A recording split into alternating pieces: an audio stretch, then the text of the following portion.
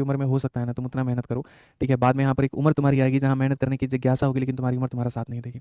अभी तुम लोग बहुत प्यारे-प्यारे बच्चे हो, अभी यहाँ पे तैयारी में उतरे हुए, अभी नई-नई दुनिया देखी है तुमने, ठीक है। तो मैं चाहता नहीं हूँ यहाँ पर कि उस भीड़ का हिस्सा बन करके रह जाओ, जो 3 साल 4 साल से अपने सपने को दबा करके अपने आप को एक कमरे में घोंट रही है। मैं चाहता हूँ मेरे भाई यहाँ पर कि आप उस भीड़ का हिस्सा बनो, जो आता है 1 डेढ़ साल के अंदर में डेडिकेशन लगाता है और मेरे भाई यहाँ पर तैयारी करके सिलेक्शन लेकर के जीवन में आगे बढ़ जाता है। क्योंकि यार है क्या तुम्हारे पास में, ये बताओ? क्या है तुम्हारे पास में अभी? अगर मैं अभी ये कह दूँ कि 4000 रुपए की एक जीन्स मेरे भाई खरीदनी है, कितनी खरीद पाओगे? कोई ज़्यादा हद हो गया तो 1 खरीद पाएगा, 2 खरीद पाएगा।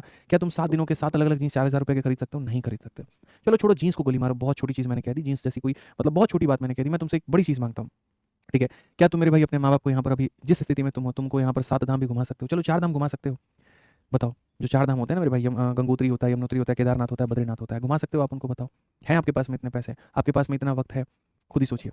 जिस माँ-बाप ने आपको 25 से 30 साल अपने पूरी उम्र को सींच दिया आपको बनाने में, ठीक है? आपके हर सपने को पूरा करने में, यहाँ पे आप एट प्रेज़ेंट उनके लिए क्या कर सकते हैं? आप ज़रा इस बात को सोचिए। मैं जब तैयारी करता था ना भाई मेरे, जब मैं लाइब्रेरी में बैठा होता था, तो मैं आए दिन यही सोच रहा होता था कि पेरेंट्स मेरे किस हाल में होंगे, मम्मी-पापा मेरे कैसे होंगे? तो मुझे बड़ी याद आएगी तो मैं फ़ोन कर लूँगा। तो मैं मम्मी को फ़ोन करूँगा, "हाँ, मम्मी ठीक हो?" "हाँ बेटा, हम ठीक हैं, खाना-वाना खा लिए हैं, तुम लोग ठीक हो?" "हाँ, हम ठीक हैं।" तो फ़ोन-वोन रख देगी। तो मुझे उसके ठीक में ना हमेशा ठीक ही लगता था, कोई दिक्कत की बात नहीं है, बढ़िया यार, मम्मी ने कहा तो ठीक ही है। भाई साहब मेरे पैर के नीचे से ज़मीन तब खिसक जाता था जब मैं घर जाता था। चाहे वो छठ का छुट्टी हो, चाहे वो दिवाली का छुट्टी हो, और जब जा कर के देखेंगे वहाँ पे मेरी माँ का हाल, आँख के नीचे पूरा गड्ढा हो रखा है। मतलब धीरे-धीरे मैं डरने लगा हूँ मैं चीज़ों को लेकर के, कि कैसे माँ-बाप सामने बूढ़े होते हैं, कैसे यहाँ पर जो उनकी उम्र बीतती है, वो देख कर के आदमी का सिहरन हो जाता है। कि साला जब कुछ कर नहीं सकते थे वहाँ पे, तब वो यंग थे, तो उस समय कुछ करने की हमारे पास में हैसियत नहीं थी, हमारे पास में काबिलियत नहीं थी, और अब यहाँ मेहनत करना शुरू कर रहे हैं, तब उनके पास में उम्र नहीं बची है, जहाँ पर वो कुछ कर पाएँ, घूम पाएँ, ज़िंदगी जी पाएँ, बेहतर कर पाएँ। तो इसलिए मैं तुमसे यहाँ पर ये कहता हूँ, मैं जब घर जाता था, मैं देखता था ना स्थिति यार मम्मी का, पापा का, काम करते-करते यहाँ पर किस तरीके से, और जब मैं फ़ोन करके पूछूँगा तो हमेशा बोलेंगे ठीक है।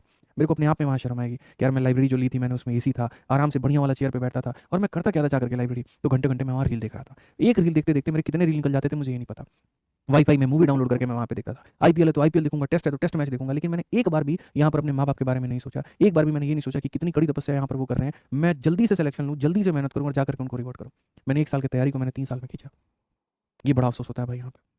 वो दिन बड़ा कचोटता है जब आपके पास में हैसियत हो, जब आपके पास में पैसे हो कुछ करने के, लेकिन आपके माँ-बाप के पास में उतनी ज़िंदगी नहीं बची हो, उतना वक़्त नहीं बचा हो कि वो उसको जी पाएँ, तो अपने आप के ऊपर में इंसान कचोटता है, अपने आप को कोसता है, और उसके पास में कुछ नहीं बचता। वक़्त की मार बड़ी गंदी मार होती है। तो बेहतर है कि जो तुम्हारे पास में वक़्त है, उस वक़्त का पूरा-पूरा फ़ायदा उठाओ।